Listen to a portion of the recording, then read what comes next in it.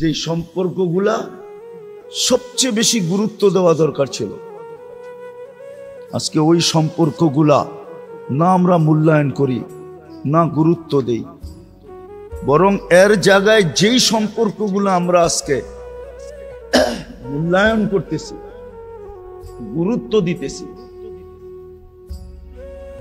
এবং যেটার জন্য জান মাল সবকিছু বিলীন করতেছি, কোরআন কিন্তু আমাদেরকে সুস্পষ্ট বুঝাইতে চাইতেছে এই সম্পর্কগুলো একদিন ছিন্ন হয়ে যাবে, একদিন আমাদের ছিন্ন হয়ে যাবে। হ্যাঁ, ছিন্ন হইতো না যদি আমরা সম্পর্কের মূল্যায়ন কিভাবে করতে হয় এটা যদি আমরা শিখতে পারতাম, করতে পারতাম, তাহলে কিন্তু সম্পর্কগুলা হিতে বিপরীত হতো না। বাংলা একটা প্রবাদ বাক্য আছে, কখনো কখনো হিতে কি হয়, হিতে বিপরীত হয়। কেননা আমরা সম্পর্কগুলা কতটুক মূল্যায়ন করতে হবে এটাও আমরা শিখি নাই, মাত্রা আমরা শিখি নাই। কোনটাকে কতটুকু মূল্যায়ন করতে হবে এটা আমরা শিখি নাই, কোনটাকে কতটুকু দাম দিতে হবে এটাও আমরা শিখি নাই। সম্পর্কগুলা কোন পদ্ধতিতে গড়া উঠাইতে হবে এটাও আমরা শিখি নাই। যেমন উদাহরণস্বরূপ, সন্তান পয়দা হলে সর্বপ্রথম মা বাবার কাম হলো যে সুন্দর নাম নির্বাচন করা। কি নাম? কি সুন্দর অর্থবহুল নাম, আল্লাহওয়ালাদের নাম, সাহাবায়ে কেরামের নাম, তাবেঈদের নাম, যেই নামগুলার মানুষগুলা বড় বরকতময় ছিল, ওইগুলা নির্বাচন করা প্রথম কাম ছিল তার। তারপরে দাপে দাপে এক একটা কাজ আসতো, ওগুলা করতে থাকতো, তাহলে দেখা যেত এই সম্পর্ক তার ছিন্ন হতো না। দুনিয়া তো খুব কাজে আসতো, আখেরাতেও কাজে আসতো। একটা কথা আপনারা মানবেন কি মানবেন না জানি না, আজকে মানুষ আপন জন দ্বারা যতটুকু ক্ষতিগ্রস্ত, অপরিচিত দ্বারা এতটুকু ক্ষতিগ্রস্ত না। আপনার কাছের লোক, সম্পর্কের লোক আপনাকে যতটুকু ব্ল্যাকমেল করতে পারবে, অপরিচিত মানুষ এতটুকু পারবে না। আপনার কাছের মানুষ আপনাকে যতটুকু আপনার সাথে প্রতারণা করতে পারবে, অন্য মানুষ কিন্তু এতটুকু পারবে না।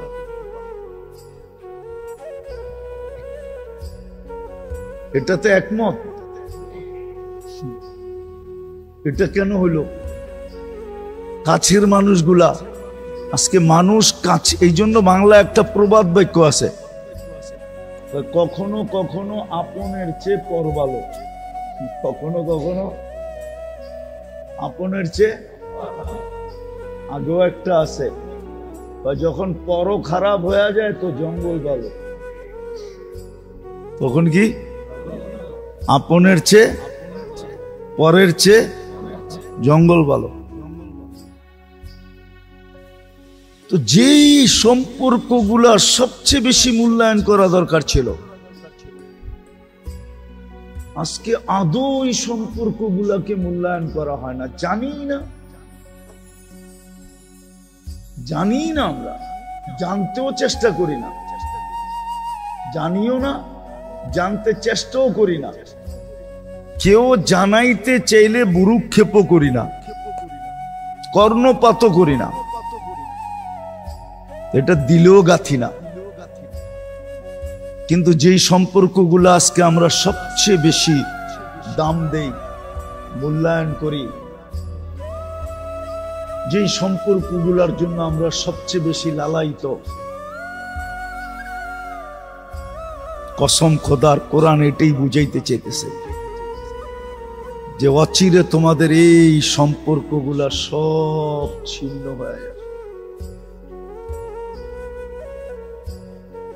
এই সম্পর্কগুলা কি হয়ে যাবে? সব ছিন্ন হয়ে যাবে। আজকে একটা শয়তান ধোকার চাল চালছে, আমি আপনাদেরকে দেখাইতেছি।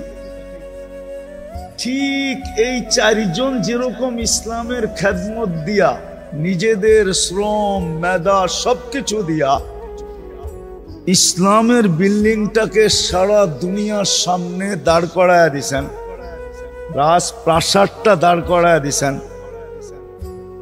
এই চারজনের সন্তানই দারুল উলুম দেওবন্দকে সারা দুনিয়ার ভিতরে দাঁড় করায় দিয়েছে। এই চারজনের সন্তানই কি করছে? দারুল দেওবন্দের দাঁড় করায় দিছে। এখন দারুল উলুম দেওবন্দকে মানা মানি হইল ওই চারজনকে মানা। ওই কেননা দারুল উলুম দেওবন্দ দাঁড় করছে চারজনের সন্তানই এটার ভিতরে অংশীদার। আমি একজন একজন করে দেখাবো ইতিহাসের পাতার থেকে। কিন্তু শয়তান একটা চাল কি খাটছে, দারুল উলুম দেওবন্দ মানলে কয়জন মানা হবে? কয়জন? কেন এটারে দাঁড় করাইছে কয়জনে? চারজনের সন্তান। চারজনকে কে? আবু বকর, ওমর, উসমান, আলী। কিন্তু শয়তান একটা চাল খাটাইছে আয়েশা, যে শুধু একজনরে মানো। কেননা উনি আবু বকর সিদ্দিক রাদিয়াল্লাহু তাআলা আনহুর সন্তান। তাহলে একজনরে মানলে কয়জনকে মানা বাদ পড়লো? আর দেওবন্দকে মানলে কয়জনকে মানা হইল? আমাদের বর্তমান তাবলীগের বিভক্তিতে শয়তান এই চালটা খাটাইছে। মনে হয় বুঝাইতে পারি না আপনাদের। শয়তান এই চালটা যে একজনকে মানো, তাইলে চারজনের কয়জনকে মানা হইল? কয়জনকে? একজনকে মানা হইল। আর দেওবন্দকে মানলে আল্লাহর রসুলের হুকুম কি? চারজনকে মানো। দেখেন কেমন সূক্ষ্মভাবে শয়তান ছিদ্রটা করছে, কেমন সূক্ষ্মভাবে শয়তান ছিদ্রটা। এটাই বলতেছিলাম, সঙ্গর কারণে সঙ্গ যদি খারাপ হয় তো এরকমই ছিদ্র করে। এখন আমি দেখাই, রশিদ আহমদ গঙ্গোহী, কাসেম নানতবি, যিনি দেওবন্দের কাসেম, কারি তৈয়ব সাহেব রহমতুল্লাহ আলাইহির আব্বা, যিনি 65 বছর দেওবন্দের মুহতামিম ছিলেন, উনি হইলেন আবু বকর সিদ্দিক রাদিয়াল্লাহু তাআলা আনহুর সন্তান। উনি হলেন আবু বকর সিদ্দিক রাদিয়াল্লাহু তাআলা আনহুর সন্তান। উনি আবু বকর সিদ্দিক রাদিয়াল্লাহু তাআলা আনহুর সন্তান। আমি মানি ইলিয়াস রহমতুল্লাহ আলাইহিও আবু বকর সিদ্দিক রাদিয়াল্লাহু তাআলা আনহুর সন্তান, এটাও মানি। এটাও কি মানি। কিন্তু দেওবন্দ মানলে কয়জন মানা হবে? আর শুধু একজনকে মানলে কয়জন মানা হবে? হুকুম কি? চারজনকে মানো। হুকুম কি? কিন্তু শয়তান কত সূক্ষ্মভাবে খেলাটা খেলছে, যার কারণে মনোযোগ হট্টগোল করলে হবে না। তো কাসেম নানতবি রহমতুল্লাহ আলাইহি, ইনি হইলেন দেওবন্দের প্রথম ফাউন্ডারের একজন। উনি হইলেন কি? আবু বকর সিদ্দিক রাদিয়াল্লাহু তাআলা আনহুর বংশধর। আমি একজন একজন করে নাম দিতেছি, 1 ডজন দেওয়া যাবে। উনি হইলেন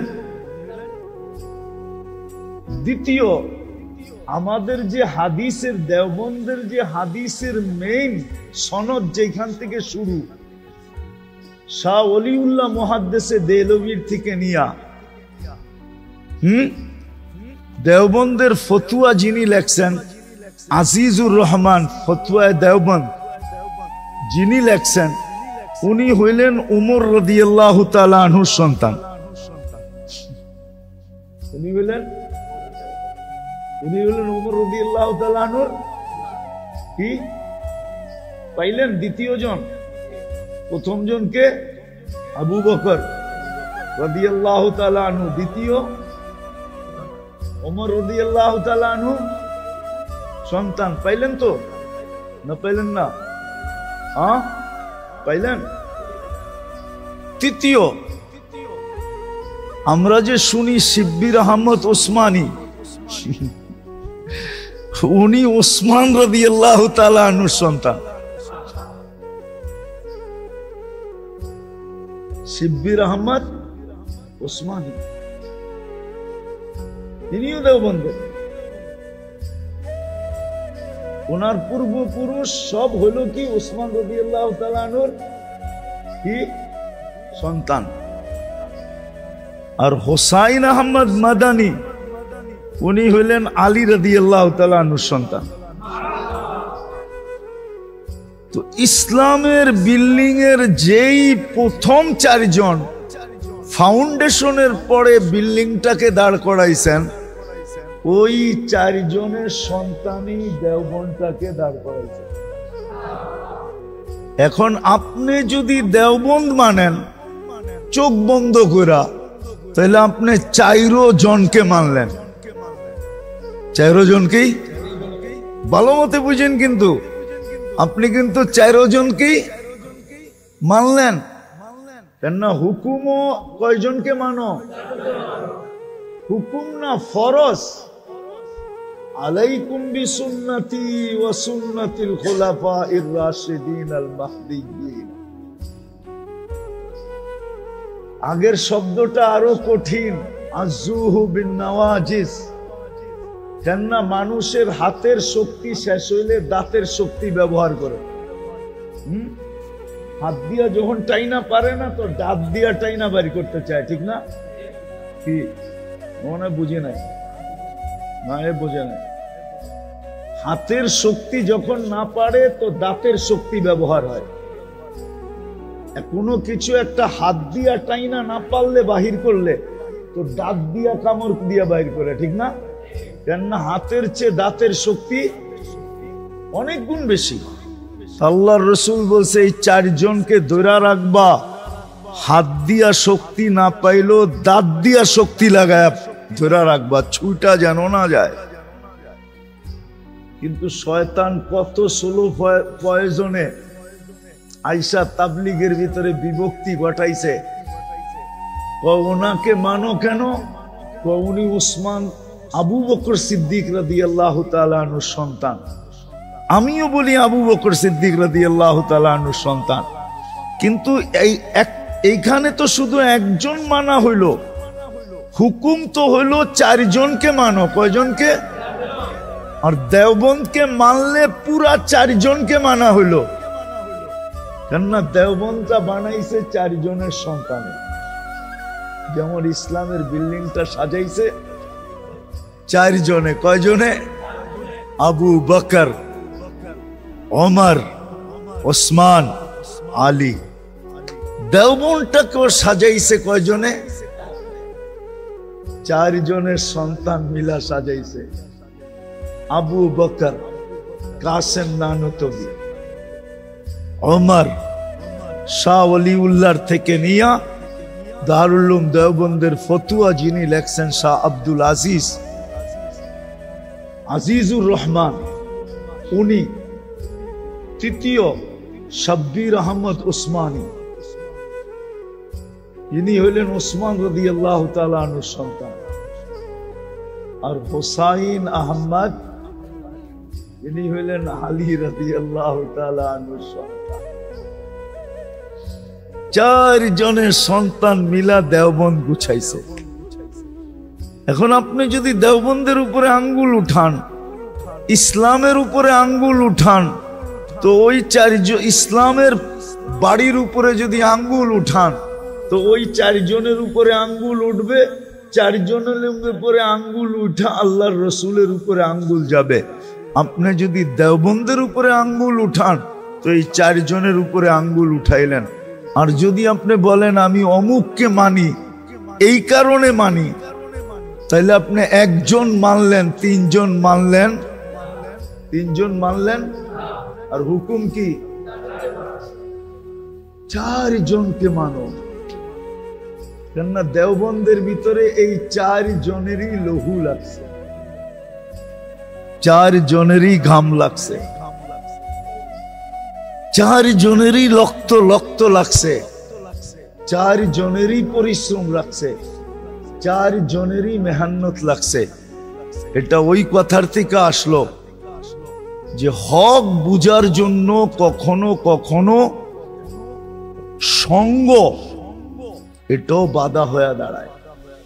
এই জন্য কোরআনে আসছে সঙ্গ যেন তোমার সৎ হয়,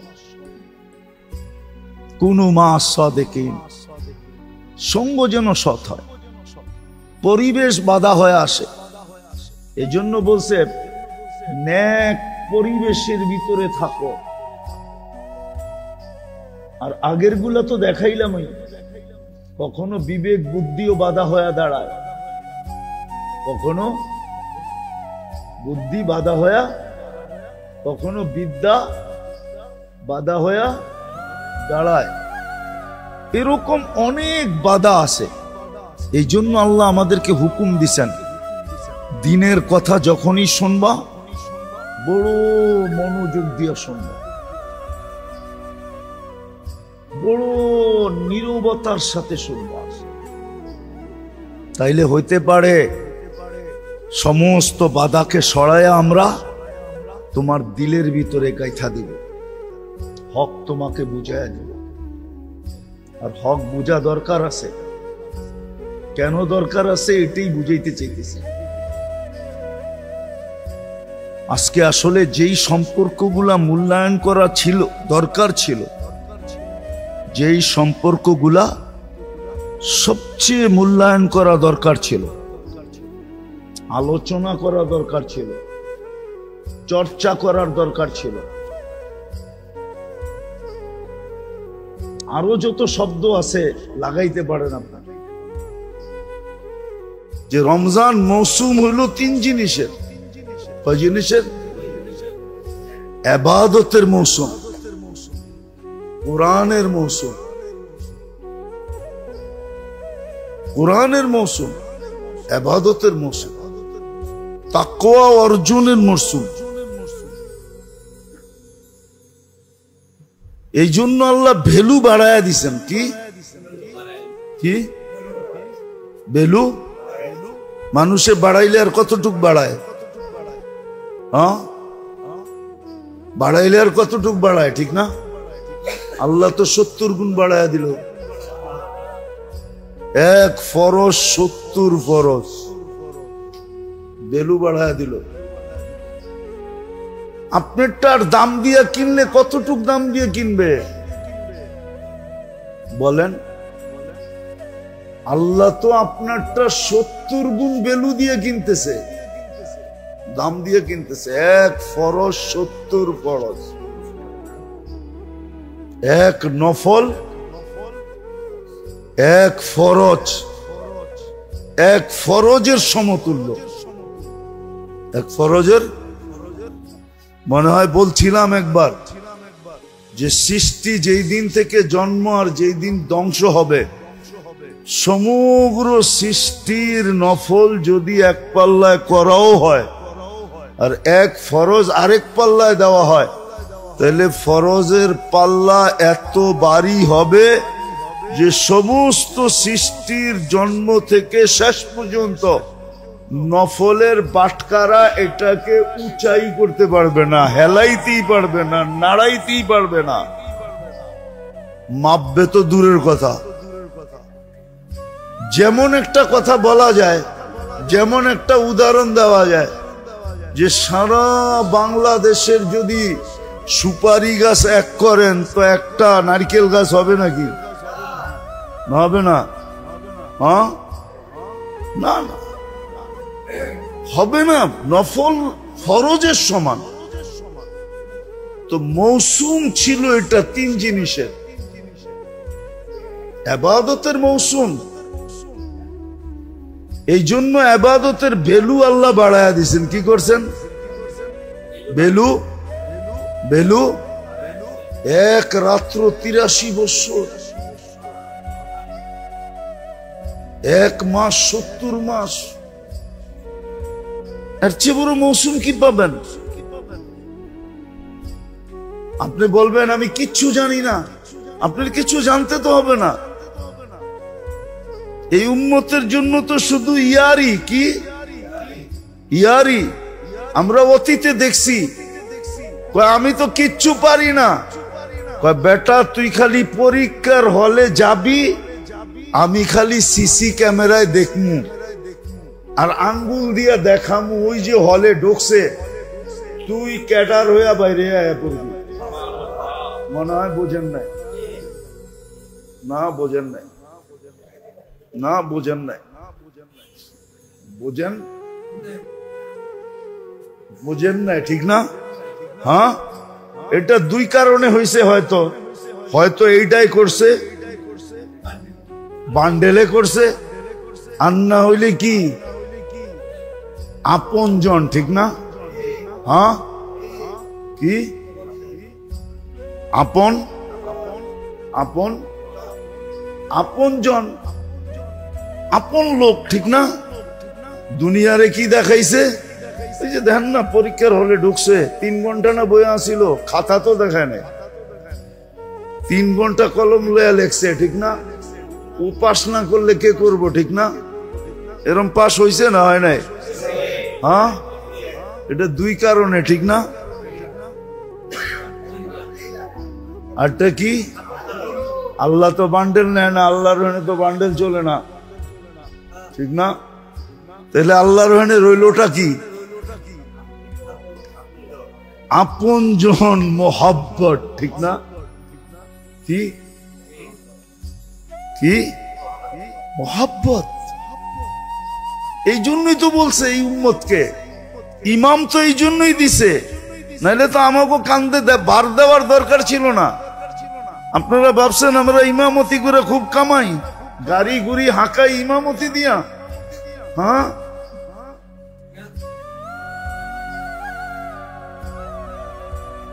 ইমামতি দিয়া না। অনেকে ভাববে নাহলে হুজুরে গাড়ি লইয়া কোথেকা, মনে হয় শাহজাদা মিয়ালেন আলারা 25 জুমা হুজুরে মালামাল কইরা দেয়, ঠিক না?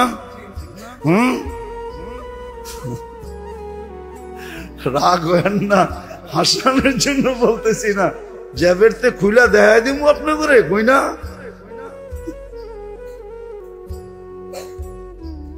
তো আল্লাহর এক মহব্বত আছে এই উম্মতের সাথে। এই জন্যই তো এই উম্মতের জন্য ইমাম লাগাইছে, নাহলে কোন উম্মতের জন্য তো ইমাম ছিল না, কোন উম্মতের জন্য ইমাম ছিল না। কোন উম্মতের নামাজ ইমামে পড়াইতো না। তোমারটা তুমি কোয়ালিটি 5 পড়া দেখাও, এই শর্ত ছিল। কিন্তু এই উম্মতের লগে মোহাব্বত বেশি, কয় ইমাম পড়লে তোমার পড়া হয়ে যাব। কিরাআতুল ইমামি কিরাআতুন লাহু, ইমাম পড়বো তোমারটাও হয়ে যাবে, তোমারটাও দরকার ছিল যেইখানে, ওইখানে দরকার বোঝা যায় না, যেইখানে দরকার নাই ওইখানে বোঝা গেছে। আবার মনে করেন না নিজের পক্ষে বলতেছি সাফাই গাওয়ার জন্য, না, আমার পক্ষে না। হ্যাঁ, জাতিবাইদের পক্ষে বলতে পারি, আমার পক্ষে না, আমার জন্য না। উচিত ছিল মুসলমানদের, মুসল্লিদের উচিত ছিল যে নামাজ পড়ায়, মসজিদ সামলায়, সারা দিন ওদের খোঁজ খবর নেওয়া উচিত ছিল। ওর বাড়ির বাজার ভাগ করে নেওয়া উচিত ছিল, কিন্তু এটা মুসলমানের ভিতরে নাই, এটা গেছে খ্রিস্টানের ভিতরে। খ্রিস্টান চিনেন? খ্রিস্টান কমিউনিটির পাদ্রির কোনো বেতন হয় না। পাদ্রির যত প্রয়োজন সব প্রয়োজন কমিউনিটি মিটাইতে হবে, এটা হলো ওদের রুলস। পাদ্রির কোনো নির্ধারিত বেতন নাই। ওর যত প্রয়োজন হবে ওর ফ্যামিলির এন্টার খ্রিস্টান কমিউনিটিকে দিতে হবে। যদি খ্রিস্টান থাকতে চায়, যদি কমিউনিটির ভিতরে থাকতে চায়, তাহলে সব বহন করতে হবে। এই জন্য ভ্যাটিকান সিটির মালিক কে? পোপ। যত আয় হয় এন্টার পয়সা ওর। এটা ছিল মুসলমানের এনে হওয়া উচিত। কেননা আপনি না পড়লেও তো ইমামের পড়া দিয়ে আপনার হয়ে যায় না? যায় না? যায় না? যায় না? বরং কমপ্লিট হবে, কোনো ত্রুটি হবে না। তো যেই ব্যক্তি আপনারটা বহন করতেছে পুরা, আপনি তো আজ পর্যন্ত ইমামরে জিজ্ঞাসা করেই দেখেন নাই যে হুজুর আপনি চলেন কেমনে?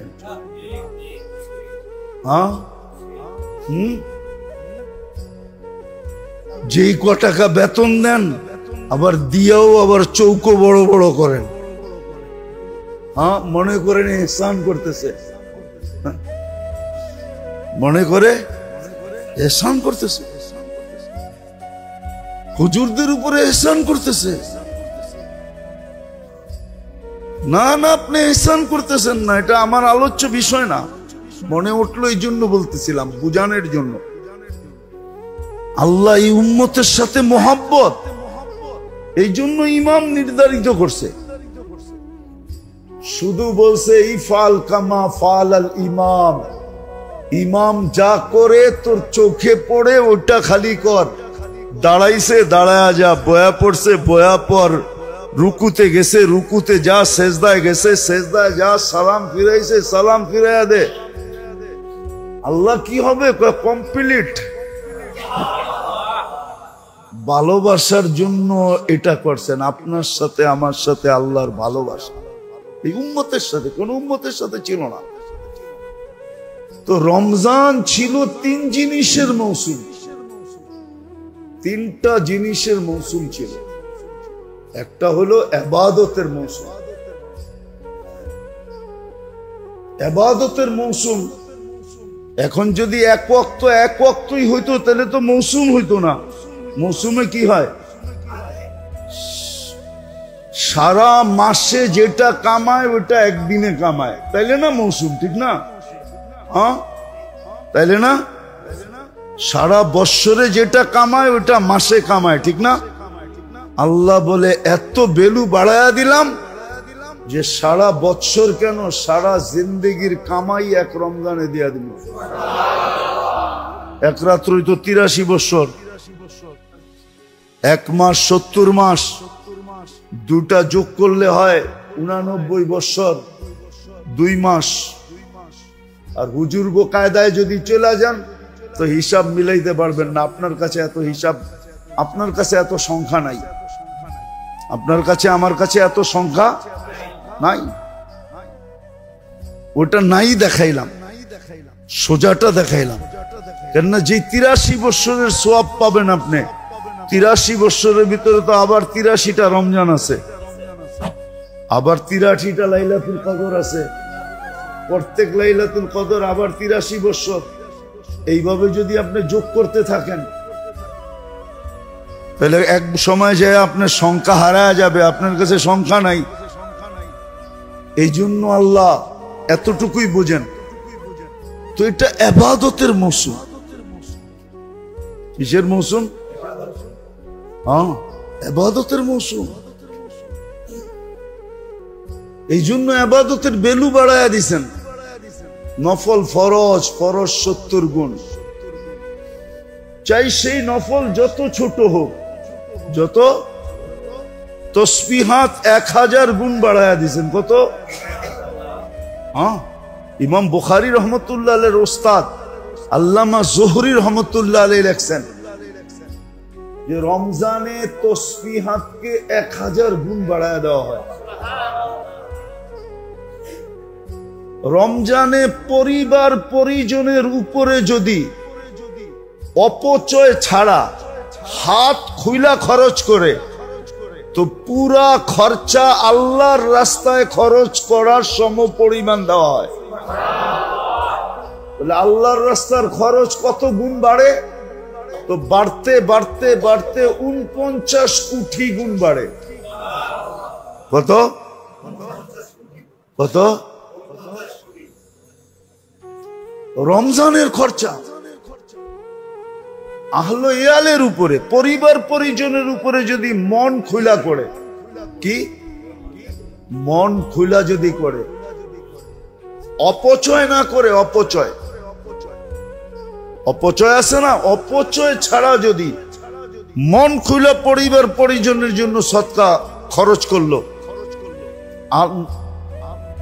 আন-নাফাকাতু আলা ইয়ালিহি, পরিবার পরিজনের উপরে খরচ করা আল্লাহর রাস্তায় খরচ করার সমপরিমাণ। তাসবিহাত 1000 গুণ। লা ইলাহা একবার পড়বেন 1000 লেখা হবে, 70 বার পড়বেন 70,000 লেখা হবে। আবার বলেও দিছেন 2টা বেশি করো, কলেমা খুব বেশি পড়ো, হ্যাঁ, যাতে ভাগ করতে গেলে ফেরেশতা পর্যন্ত হারমেই না যায়। ফেরেশতা পর্যন্ত, হ্যাঁ। আচ্ছা, ডেলি যদি 1000 পড়লেন, 1000 রে 1000 দিয়ে গুণ দেন তো কত হয়? কত? দূর মিয়া, ম্যাথমেটিক্স এরকম কাঁচা নাকি? কত? 10 লক্ষ এটা মানা যায়, 1 লক্ষ মানা যায় নাকি মিয়া? 1000 লিখতে কয় শূন্য লাগে? 3 3 6, 6 তো এ নিয়ে গেছে গা।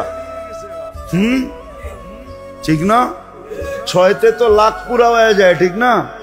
আবার 1 আছে লোকে, তো 7 হয়ে গেল, ঠিক না? 7 সংখ্যায় 10 লক্ষ, ঠিক না? কত? 10। আচ্ছা, 30 দিন পড়লেন, কত হইল? কত হইল? 30 দিন পড়লেন, 10 লক্ষ। তো 30 দিয়ে গুণ দেন। দূর মিয়া, কত? কত? 3 কোটি। ঠিক মতো তো? 8 সংখ্যা তো, হ্যাঁ, ওই সংখ্যা 8 সংখ্যা না? দূর, 3 কোটি 8 সংখ্যা তো, 3 কোটি। আমরা হুজুর দিকে এরকম কাঁচা না কিন্তু, আবার হ্যাঁ, মাঝে মাঝে মনে করে হুজুর কিচ্ছু বোঝে না, ঠিক না? আয়া ভাব লইতে চায়। 3 কোটির এইবার 365 দিয়া ভাগ দেন। রাখেন রাখেন, আমি বুঝাইতে চাইতেছি। কত হইছে? হ্যাঁ, 82,191 বার। ফেরেশতা পর্যন্ত তাক লাইগা যাইব যে একদিনে 82,191 বার ওই কলেমা পড়লো কেমনে। তাহলে ঘন্টায় কয় হাজার পড়ছে? 24 ঘন্টা, 82। এটারে যদি আবার 24 দিয়া ভাগ দেখ, তাহলে ঘন্টারটা বেরিব। হ্যাঁ, 24 দিয়া ভাগ দেখ, 82,100 কত? পার ঘন্টায় 3,424। খাইছে কোন সময়, কাম করছে কোন সময়, ফেরেশতা পর্যন্ত তাক লাইগা যাবে। কিন্তু 1000 বার পড়া কি কঠিন? হ্যাঁ, পড়ে তো না একজনও, পড়ে তো না। ছিল তো ইবাদতের মৌসুম, বাড়ায় তো দিলেন রেট। একবার পড়বে 1000, পড়ে তো না। 6 দিন তো গেল গা, 6000 তো লস হয়ে গেল। 1 কোটি তো লস, 10,000 10 লাখ যদি হয় ডেলি, 6 দিনে 60 লাখ তো লস, ঠিক না? লস না? লস না? ফিরে আইবার এই সময় গিয়া ওয়াক্ত ফের হাত আতা নেই, এটাই তো উর্দুতে বলছিল, গিয়া ওয়াক্ত ফের হাত আতা নেই, গিয়া ওয়াক্ত ফের হাত আতা নেই। যেটা চলে গেছে ওইটা আর ফিরত আনা যাবে না। 1000 বার দুরূদ শরীফ পড়লে 60 লক্ষ, এই 6 দিনে 60 লক্ষ দুরূদ হইতো। ফেরেশতারা কিয়ামতের দিন দেখা তাক লাইগা যেত, আল্লাহ এটা সম্ভব কি কইরা? তখন তো আল্লাহ জোর দিয়া বলতে পারতো, এটাই তো করে শুনাইছিলাম, ইন্নী আ'লামু মা লা তা'লামুন, আমি যা জানি তোরা তা জানোস না। এই জন্যই তো বানাইছি, ওরা এমন কাম কইরা দেখাইবো যে তো করে তাক লাগায় দিবে, তো করে আশ্চর্যান্বিত করে দিবে, অবাক করে দিবে, হতবাক করে দিবে। পরিত নাই ইবাদতের মৌসুম, রেট বাড়ায় দিছেন। 1 মাসে যা করা যাবে 100 বৎসরে যা করা যাবে না, 1 মাসে এর চেয়ে বেশি করা যাবে। আরে 100 মাসে না, 100 বৎসরে যা না করা যাবে 1 মাসে ইচ্ছা করলে এর চেয়ে বেশি করা যাবে। বলেন, বাড়ায় তো দিছিলেন রেট, আমি তো 2-3টা দেখাইলাম। তসবিহাত 1000 গুণ, খরচা আল্লাহর রাস্তায় খরচ করার সমান। কিন্তু আবার অনেকে মানবো না, অনেকে আবার না কইলে আবার রাগ হয়ে যাব। আরে না, রাগ হয়ে যাব বিলকুল। তাবলিগরা মানতে চাইবো না, হেরা কইব কেমনে হয়, ঠিক না? কেমনে হয়, ঠিক না? বেটা আল্লাহর রাস্তায় গাঠটি লইয়া বাইরিলো, আরে ঘর থেকে খরচ করে সব পাওয়া যাব। দান কি আপনার না অন্যের? কার দান? আরে দাতা কে? দান কার? আল্লাহ দিলে আপনি করার, আপনার করার কিচ্ছু নাই। ঘরে বৈশা খরচ কইরা রমজানে কি পাবে? আল্লাহর রাস্তায় খরচ করার সওয়াব পাবে। বুঝানোর জন্য বলতেছি, যে আল্লাহর রাস্তায় যাবে ও আলাদা বেনিফিট পাবে, ও আবার খালি যাবে না। আবার মনে করেন না যে ও খালি আসবে না, ও আলাদা বেনিফিট পাবে। ওর বেনিফিট আবার ভিন্ন, ওর বেনিফিট আবার ভিন্ন। তো যেটা বুঝাইতেছিলাম, ইবাদতের মৌসুম ছিল, ইবাদতের মৌসুম। এই জন্যই তো একটু আগে আমি বললাম না, তারাবি শুধু তারাবি, তারাবি শুধু, তারাবি শুধু, শুধু তারাবি না, এটা তারাবিও, আবার কিয়ামুল লাইলও, আবার তাহাজ্জুদও। কেননা তাহাজ্জুদের পরে আর কোনো নামাজ নাই, কি নাই? কামাজ সবটি যখন একটার ভিতরে হয়ে গেল, ইমাম সাহেব আপনি আর বেতেরটা বাকি রাখবেন কি জন্য? ওইটাও পড়ায়া দেন।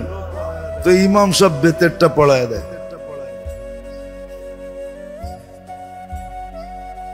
আল্লাহ যদিও মানুষকে বাধ্য করেন নাই, ইচ্ছা করলে বাধ্য করতে পারতেন। সমগ্র সৃষ্টি আল্লাহর হুকুমের বাধ্য, এরকম একটা সৃষ্টি নাই যে আল্লাহর হুকুমের বাধ্য না। শুধু আল্লাহ জিন আর ইনসানকে বাধ্য করেন নাই, জিন্নাতকেও বাধ্য করেন নাই, ইনসানকেও বাধ্য করেন নাই। বাট এই ছোট বড় সমগ্র সৃষ্টিকে আল্লাহ বাধ্য করছেন। মানুষকেও ইচ্ছা করলে আল্লাহ বাধ্য করতে পারতেন।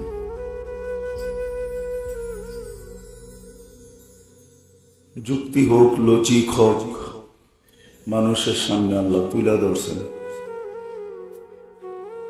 যে মানুষকে আল্লাহ কতটুকু বাধ্য করতে পারতেন, মানুষকে আল্লাহ মজবুর করতে পারতেন। যেমন একটা দিন আসবে মানুষকে আল্লাহ মজবুর করবে, কিয়ামতের মাঠে মানুষ মজবুর হবে, বাধ্য হবে। লা ইয়াজাল কাদামা আবদ, কেউ পাও হেলাইতে পারবে না যতক্ষণ পর্যন্ত 4 প্রশ্নের জবাব না দেবে। ওই দিন আল্লাহ মানুষকে বাধ্য করবে, লা ইয়াতাকাল্লামুন ইল্লা মান আযিনা লাহুর রহমান। কথা বলতে চাইলেও ওই দিন কথা বলতে পারবে না, বাক শক্তি থাকলেও ওই দিন বাক শক্তি হরিত হবে।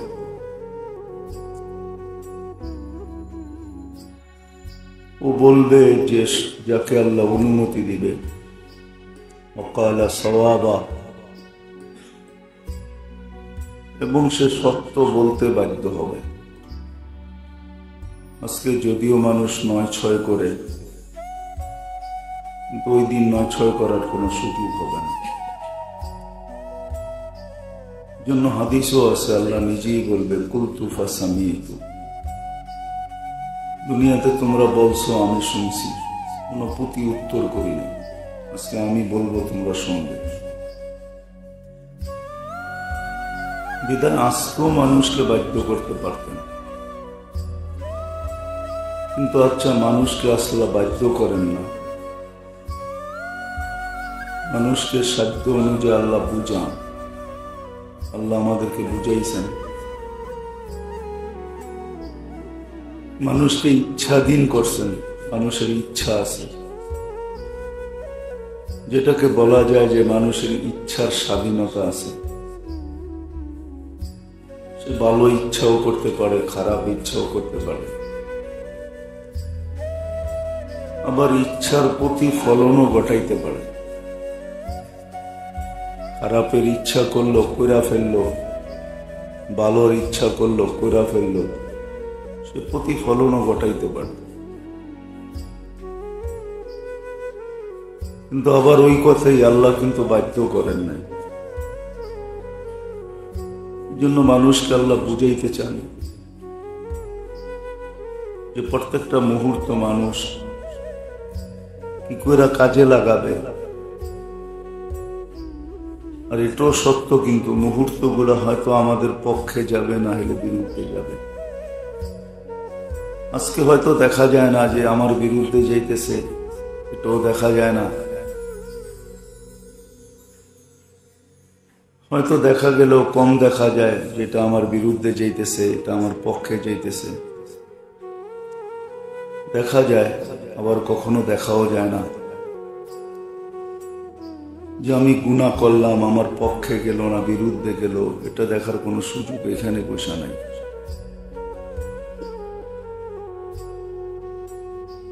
টেকনোলজি যতটুকু মানুষের কাছে আছে, এটা ভৌগোলিকভাবে আছে, এই ছোট্ট দুনিয়াটা নিয়ে আছে, তার বাহিরে মানুষের কোনো টেকনোলজি নেই।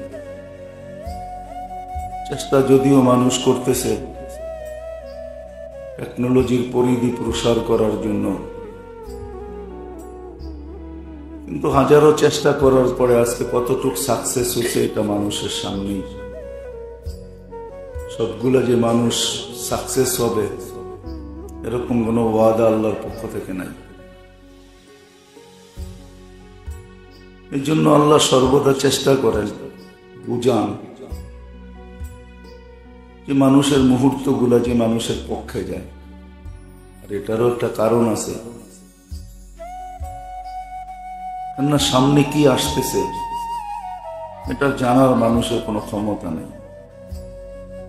হয়তো আবহাওয়াবিদ বা আবহাওয়াগত কিছু জিনিস আমরা আগের থেকে জানতে পারি যে তুফানের গতি এত হবে, এতটুক সে অগ্রসর হয়েছে, কিন্তু এটাও যখন অস্তিত্বে আসে, নিম্নচাপ আসে, এটার অস্তিত্ব ঘটে, তখন মানুষ বলতে পারে। কিন্তু 1 মাস পরে কি ঘটবে এটাও আবহাওয়াবিদ বলতে পারে না। মানুষের বলার ক্ষমতা নেই।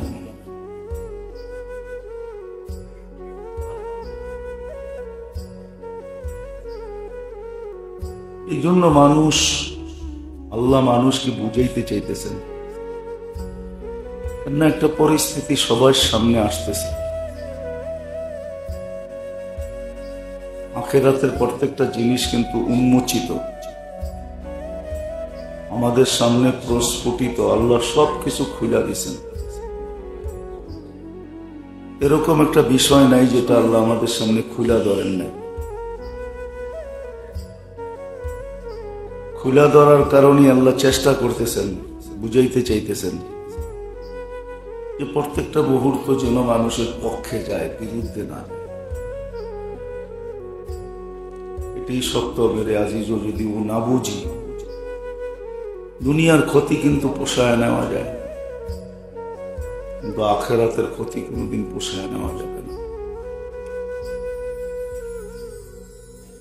দুনিয়ার লসকে পোষায় লাভে রূপান্তরিত করা যায়, কিন্তু আখিরাতের লস কোনোদিন পোষানো যাবে না। এই জন্য আল্লাহ তার রসুলের মাধ্যমে আমাদেরকে বুঝাইতে চেষ্টা করতেছেন জীবনের মুহূর্তগুলা যেন প্রত্যেকটা মুহূর্ত আমার পক্ষে যায়, বিরুদ্ধে না যায়। না, বিরুদ্ধে গেলে কি ঘটবে এটাও বলে দিছেন, কতটুক সইতে পারবো এটাও বলে দিছেন। এই জন্য আল্লাহ নিজেই বলতেছে, ইন্নাকা লা তুতিকু ইকাবি, তুমি আমার শাস্তি সইতে পারবে না।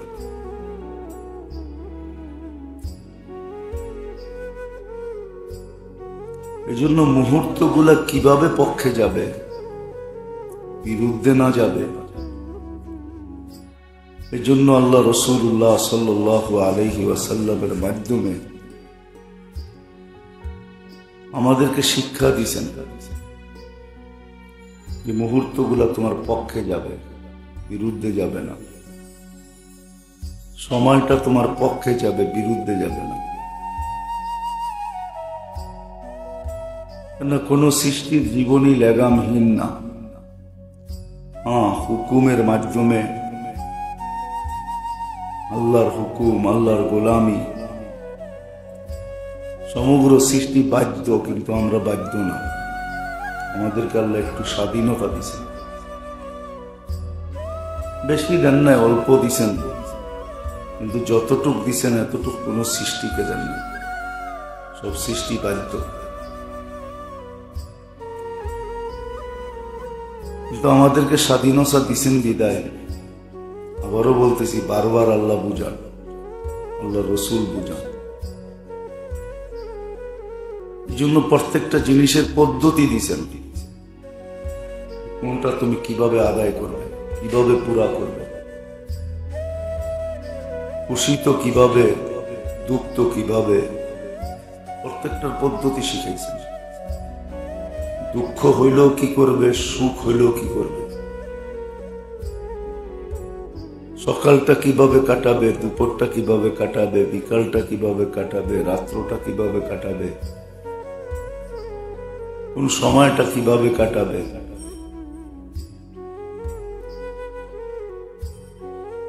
যদিও মানুষ বলবে যে আমি তো হাটে থাকি, বাজারে থাকি, রোডে থাকি, ঘাটে থাকি, অফিসে থাকি, আদালতে থাকি, খেতে থাকি, খামারে থাকি, মেলে থাকি, ফ্যাক্টরিতে থাকি, বাড়িতে থাকি, ঘরে থাকি, প্রত্যেককে আল্লাহ রসুল বুঝাইছেন, আল্লাহ বুঝাইছেন। উদাহরণস্বরূপ, বাজারওয়ালা যদি বাজারে থেকেও সততার সাথে কাজ করে, সততার সাথে, মিথ্যা বলে না, সততার সাথে কাজ করে, আমানতদারির সাথে কাজ করে, একজনে মসজিদে থাইকা যা পাবে ওই ব্যক্তি বাজারে থাইকা এর চেয়ে উত্তম পাবে। এই হাদিস কোনোদিন আসতো না যে বাজারওয়ালারা কিয়ামতের দিন নবীর সাথে হাসর হবে। কিন্তু এই কথা কোথাও লেখা নেই যে সারাদিন মসজিদে পড়া থাকবে। সুস্পষ্ট কোনো হাদিস নেই যে সে নবীদের সাথে কিয়ামতের দিন উঠবে।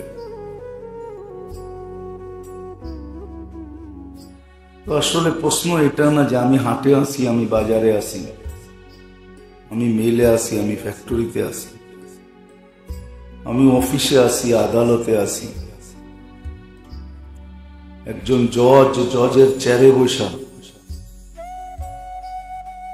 যতটুক কামাবে, একজন মানুষ 60 বৎসর একাধারেও যদি 24 ঘন্টা বন্দেগীতে লেগে থাকে, সে যতটুক না কামাবে, একজন আদালতওয়ালা 1 ঘন্টা না আধা ঘন্টা আদালতে বসে এর চেয়ে বেশি কামাবে। আদলু ইয়াউমিন তাদিলু ইবাদাতা 60 সানা। এক দিনের ইনসাফ 60 বৎসর বন্দেগীর চেয়ে উত্তম। নফল না, সমূলে জিন্দেগির চেয়ে উত্তম। তাহলে এই প্রশ্ন আর রইল না যে আমি তো হাটে থাকি, বাজারে থাকি, রোডে থাকি, ঘাটে থাকি। আমি কোথায় থাকি এটা বিষয় না, বিষয় হলো আমি কোন অবস্থায় থাকি, এটা হলো বিষয়। আমার অবস্থানটা কি, এটাই আল্লাহ রসুল বুঝাইছেন না। মুহূর্তগুলো আমার পক্ষে যেতে হবে, সময়টা আমার পক্ষে যেতে হবে। যদিও আমরা বুঝি না, কেননা কোরআন পড়া তো দূরের কথা, ছোঁয়ারই সময় হয় না আমাদের কাছে। এরকম লোক এইখানেই এখনো আহত হইতে পারে, আছে। সারা বছরে একবার কোরআনটাকে ছুঁয়া দেখেন, একবার মহব্বত করে একটা চুমা দিয়া দেখেন, মহব্বত করে একবার বুকে নিয়ে দেখেন। অথচ তার দিলও জান্নাত পাওয়ার আশা আছে, সে বুকে জান্নাত পাওয়ার আশা ধারণ করে। কিন্তু একটু ভাবি, আমি জান্নাত পাওয়ার আশা ধারণ করি তো করি কিভাবে? আমি তো আল্লাহর কালামটাকে বৎসরে একবারও একটা চুমা দিয়ে দেখলাম না। জান্নাতের মালিক তো আল্লাহ, অধিকার তো আল্লাহর, পুরো সত্তায়িত তো আল্লাহর, যাকে খুশি তাকে দিবেন। আর ওয়াদাও তো ছিল যে কোরআনকে ভালোবাসলে তোমাকে আমি মূল্যায়ন করব। আমরা তো বছরে একবার ছুঁয়েও দেখি না। ওই যে কোরআনগুলা রাখা আছে উপরে বা ঘরের তাকে, ওটা মনে হয় বৈশা বৈশা চিৎকার দিতেছে যে বছর পার হয়ে গেল, একবার আমাকে তোমরা ছুঁয়েও দেখলা না, তো রাখলা কেন? এটাও তো কোরআন বলতে পারে। হাদিসে তো এটাও আছে, সুপারিশকারী কোরআন হবে আর আল্লাহ তার সুপারিশকে গ্রহণ করবেন। কোরআন মানুষের পক্ষ হয়ে ঝগড়া করবে, আবার আল্লাহ শুনেই দিতেছেন যে কোরআন জিতবে, কোরআন জিতা যাবে। শুধু জিতবে না, যার পক্ষে হয়ে ঝগড়া করবে তাকে জিতায় দিবে। আমরা তো সারা বছরে একদিনের জন্য কোরআনটা ছুঁয়া দেখি। যেটা বুঝাইতেছিলাম আমি, যে আমাদের মুহূর্ত গুলাকে পক্ষে নিতে হবে। এই জন্য মানুষ যেখানেই থাকুক, যে অবস্থায় থাকুক, পজিশন তার যেমনই হোক, যদিও আমাদের বিবেক বুদ্ধি বিদ্যা আমাদেরকে কিছু বুঝায়, আমাদের বিবেক বুঝায় আমাদেরকে, আমাদের বুদ্ধি বুঝায় আমাদেরকে, আমাদের বিদ্যা বুঝায় আমাদেরকে, অনেক কিছু বোঝায়।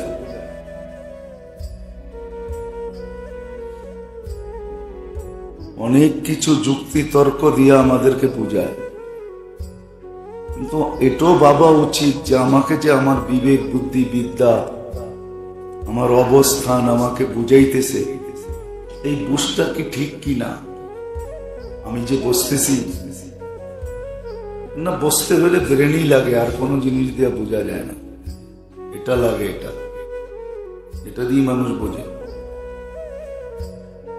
কিন্তু আমার তো এটাও ভাবা উচিত যে আমার ব্রেন কি আমাকে সঠিক বুঝাইতেছে না ভুল বুঝাইতেছে। এটাও তো আমরা ভাবি না যে সে আমাকে সঠিক দিক দেখাইতেছে না ভুল দেখাইতেছে। আমরা মাঝে মাঝে বলি, বললেই কি করতে হবে? অনেক সময় বলা ফেলে যে হুজুররা বললেই কি করতে হবে নাকি, আল্লাহ আল্লাহ রসুল বললেই কি করতে হবে নাকি। আমরা কিন্তু বলা ফেলি। আবার এটাও বলি যে আমরাও তো কিছু বুঝি। তাহলে আমি আমার বুঝটাকে প্রশ্ন করি যে আমি যে বুঝলাম আমি কি ঠিক বুঝলাম?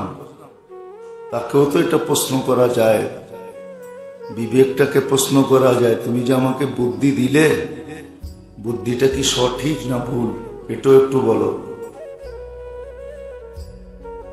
আর এটাও বলে দিছেন মানিয়ে তামাদা আলা আকলিহি দাল্লাহ, না আকল বুদ্ধি সর্ব জায়গায় খাটানোর জন্য আল্লাহ দেন নাই। এই জন্য বলে দিছেন কিছু কিছু জায়গায় যদি খাটাইতে যাও তাহলে কিন্তু সে তোমাকে গুমরা করে ছেড়ে দিবে। আবার লজিকও দিছেন, লজিক দিছেন, যুক্তি দিছেন। যেমন ইসলামের বিধান আছে শীতের সময় যে বাড়িতে থাকে 24 ঘন্টা চামড়ার মোজা পরা থাকতে পারে। যতবার উজু করবে পাও ধুইতে হবে না, মাসা করলেই চলবে।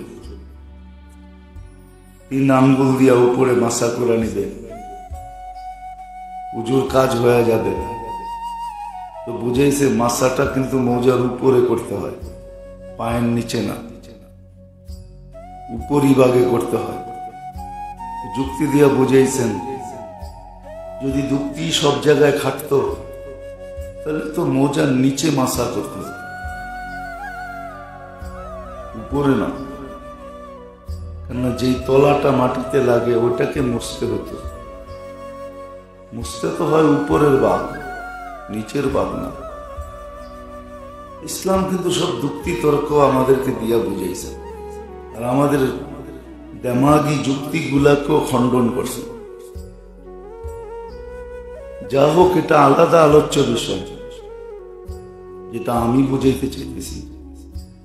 আমাদের মুহূর্তগুলা কিন্তু আমাদের পক্ষে আনা উচিত। এটাই জন্যই কোন মুহূর্তটা কিভাবে কাটাবে, কোন সময়টা কিভাবে কাটাবে,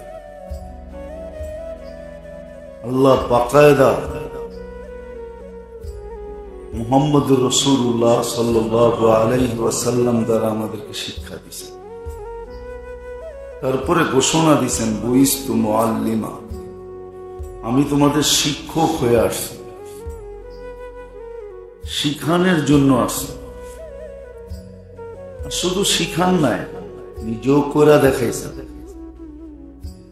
প্রত্যেকটা জিনিসকে যেমন শিখাইছেন তেমন প্র্যাকটিক্যালি করে দেখাইছেন। শুধু থিওরিক্যালি না, যে থিওরি দিয়া দিছেন না, প্র্যাকটিক্যাল করে দেখাইছেন। আল্লাহ রাসূল করেও দেখাইছেন। এই জন্য মুহূর্ত গুলাকে পক্ষে আনার জন্য, যাতে একটা মুহূর্ত আমার বিরুদ্ধে না যায়। বিরুদ্ধে গেলে ক্ষতি কি হবে এটা তো বলেই দিছেন যে ক্ষতি কি হবে।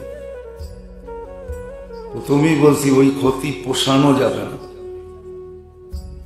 ওই লস পুরা করা যাবে না, ওটা ক্ষেত্রই না, ওটা ক্ষেত্রই না। ক্ষেত্র তো হলো দুনিয়া। এটাও বলে দিছে না, দুনিয়া মাজরাতুল আখিরাহ, আখিরাতের ক্ষেত্র হলো দুনিয়া, প্রস্তুতির ক্ষেত্র,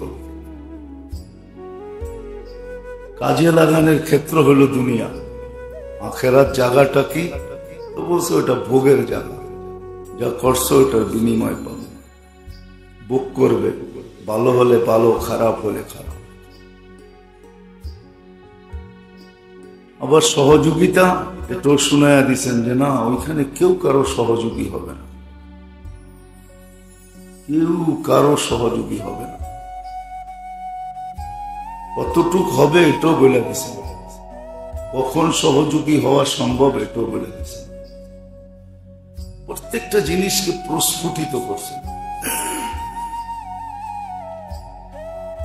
এই জন্য জায়গায় চলে আসছি।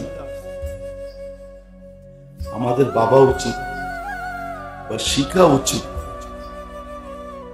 প্রত্যেকটা মুহূর্তকে আমি আমার পক্ষে নিব কি করে, এটার জন্য পদ্ধতি। এই একটা প্রশ্ন মাথায় আসতে পারে, মনে হয় এগুলা করতে গেলে ও মেরে দোস্ত, এটাই সত্য। আজকের সমাজ আর 100 বছর আগের সমাজ, আমরা এখনো বলতে বাধ্য যে 100 বছরের আগের সমাজ আমাদের চেয়ে 1000 কোটি গুণ বেশি ভালো ছিল। তাহলে এটা যদি আপনি স্বীকারোক্তি দেন যে আমার দাদা পরদাদার জামানার সমাজটা ভালো ছিল, ওটা তো উন্নত ছিল না। আজকেরটা তো 1000 কোটি গুণ বেশি উন্নত। এই সমাজটা তো আরো বেশি ভালো হওয়া উচিত ছিল। উন্নতি যদি মানুষের সমাজকে সুন্দর করে, তাহলে এখন সমাজ দুনিয়ার ভিতরে বিউটিফুল হওয়ার দরকার ছিল, নাইস থেকে নাইস হওয়ার দরকার ছিল। আজকে সমাজটা সুন্দর না কেন? কারণটা কি? উন্নতি তো হইল, সমাজ তো সুন্দর হইল না। আগে তো এলাকায় একটা মানুষ মারা গেলে মনে হইতো এলাকাটাই মরে গেছে, সবার ভিতরে একটা শোকের ছায়া নেমে আসতো। এখন শুধু পত্রিকায় লেখে শোকের ছায়া নেমে আসছে, বাট কারো দিলে কোনো শোক নাই। এটা পত্রিকার লেখা যে শোকের ছায়া নেমে আসছে।